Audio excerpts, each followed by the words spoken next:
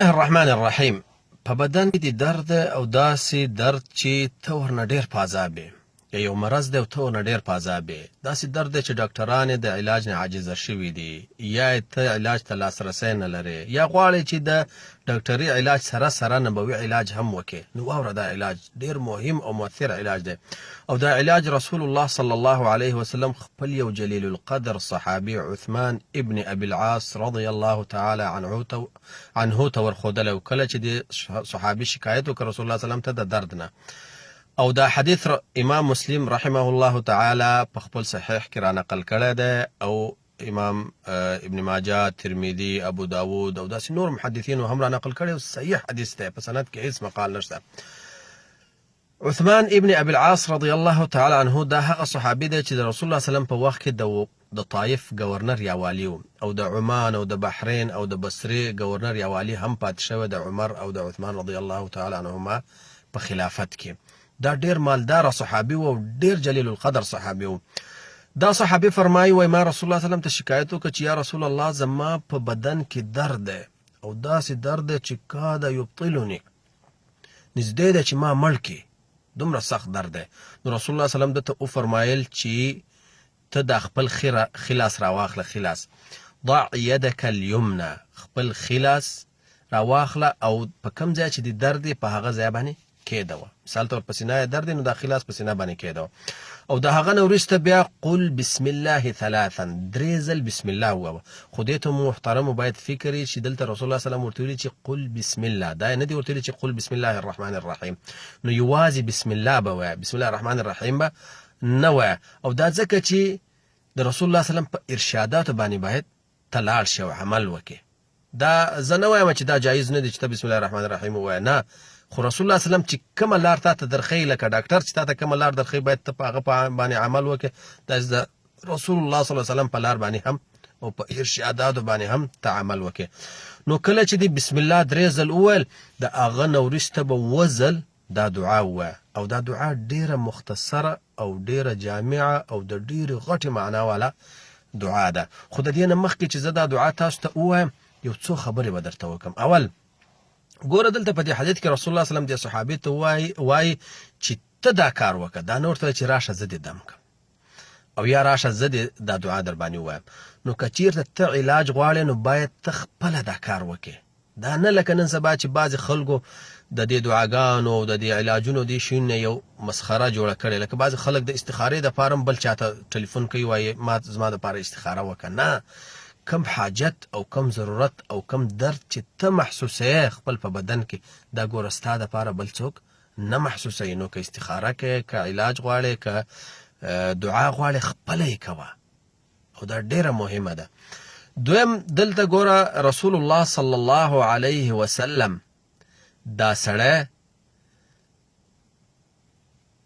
په یو داسې لار باندې روانوي چې هغه د الله رب العالمین سره تعلق دی. ورته وایي چې ته د الله رب العالمین په عزت باندې او په قدرت باندې پناه وغواړه. او دا دې خبرې ته اشاره ده چې په مرض کې یوازې ته باید په ډاکټري علاج باندې اکتفا ونه کړې، لکه نن سبا چې د ډېرو خلکو دا حال دی. نه، که چېرته ته شفا غواړې او مکمله شفا غواړې، نو د الله رب العالمین سره باید خپل تعلق کټ نه کړې، بلکې د الله رب العالمین سره هم ستا تعلق باید یي. او دا ځکه چې مؤثر او اثر اچونکی په هر شي کې د الله رب العالمین دی. که په دوا کې اثر اچوي هم الله رب العالمین اثر اچوي، او که په بل یو سبب کې اثر اچوي هم الله رب العالمین اچوي، او مرضونه هم الله رب العالمین راولي او هغه به بیرته پورته کوي. نو دا ډیره مهمه خبره ده. درېیمه خبره دا ده، او دا ډیره مهمه ده، د هغه مخکینۍ نه هم مهمه ده، هغه دا چې کوم علاج چې په شریعت کې ثابت دی او یا د شریعت خلاف نه وي، نو هغه علاج کول جایز کار دی. که مریض هغه علاج وکړي، د هغه دپاره دا جایز دی. لکه ډاکټرانو ته تګ شو، دوایي خوړل شو، یا لکه داسې نبوي علاجونه لکه دا اوس چې بیانېږي، دا سړی وکړي، دا ډیر ښه کار دی او اولا او مهم کار دی. خو هغه علاجونه چې د رسول الله صلی الله علیه وسلم نه ثابت نه وي او یا د شریعت خلاف وي، د هغو نه باید انسان ځان وساتي. لکه بعضې خلک مثال طور بعضې کوډګرانو یا جادوګرانو یا پیرانو ته ځي چې هغوی کوډې کوي جادو کوي او په دې لار باندې خپل علاج کوي. دا غلط کار دی، د شریعت خلاف کار دی. یا داسې تعویضونه کوي چې په هغه کې شرکي او کفري الفاظ لکه مثال ته ورلیکلي یا فرعون یا ابلیس یا هامان یا قارون چې دا د کفر سرونه دي او کفار تیر شوي د هغوی نه مدد غواړي په دې تعویضونو کې. دا شرک دی، دا انسان په دې باندې نعوذ بالله کافر کېږي چې داسې تعویض ته غاړې ته اچولی. د دې نه باید انسان ځان وساتي. نو داسې علاج د ځان دپاره ولټوه چې کوم علاج په شریعت کې جایز او په شریعت کې د هغه منع نه یې راغلی. بله خبره دا ده چې دلته دا علاج که چېرته ته کوې د دې دا مطلب نه دی چې ته ډاکټري علاج پرېږده، نه هغه هم کوه، دا هم ورسره یو ځای کوه. خو دا یوه خبره ده چې دا علاج ما په خپله ډېر زیات تجربه کړی دی او د ماشوموالي نه الحمدلله زه دا علاج کوم. دا د رسول الله سلم دا کم حدیث یا په دې باندې عمل کوم.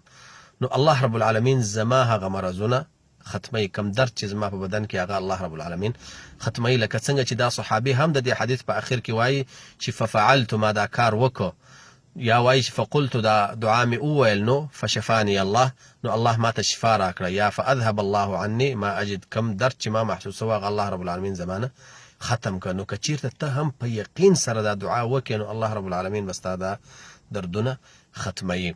دا دعا دا د رسول الله صلی الله علیه وسلم ورته وفرمایل چې اووه ځل ته دا دعا ووایه. د بسم الله نه وروسته درې ځل چې بسم الله ووایه، د هغه نه وروسته اووه ځل دا دعا ووایه. اعوذ بعزة الله وقدرته من شر ما اجد واحاذر.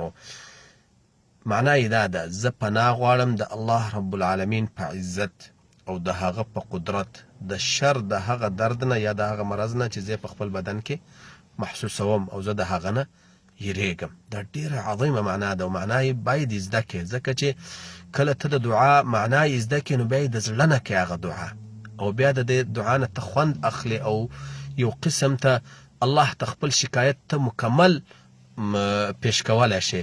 خو که چیرته معنا نه پیژنې نو بیا دومره خوند او دومره په عاجزۍ سره ته هغه دعا نشي کولی. نو دا دعا خپلو بچو ته، خپلو خپلوانو ته، څوک چې مریضان دي هغوی ته ټولو ته وروښوه. الله رب العالمین به تا ته اجر درکړي او هر وخت چې د په بدن کې درد پیدا کېده په دې نبوي او پیغمبري او اسلامي علاج باندې علاج کوه، الله رب العالمین به تا ته شفا درکوي.